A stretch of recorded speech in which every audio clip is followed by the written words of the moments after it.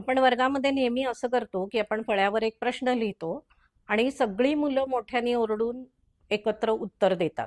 उदाहरणार्थ मी फळ्यावर लिहिलं हे आणि मुलांना विचारलं हे किती आहेत, तर काही मुलं जोराने ओरडून 54 म्हणतात आणि काही मुलं अजून विचार करत असतात की 50, 50 आणि 1 51, 52, 53, 54.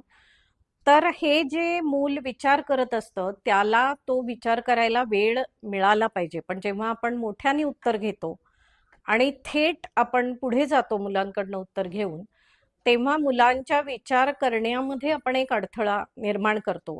तर हा वेळ आपण जर नाही दिला आणि पुन्हा पुन्हा मुलांना जर हा अनुभव आला वर्गामध्ये की शिक्षक आपल्यासाठी थांबत नाहीत आणि ठराविक मुलं उत्तरं देतात आणि मग वर्ग पुढे जातो, तर मुलं मेंटली गणित शिकण्यामधून बाहेर पडतात. ती शाळेतून ड्रॉपआउट होतील असं नाही, पण त्यांचं मन गणित शिकण्यातून बाहेर जायला लागतं, मन वर्गाच्या बाहेर जायला लागतं.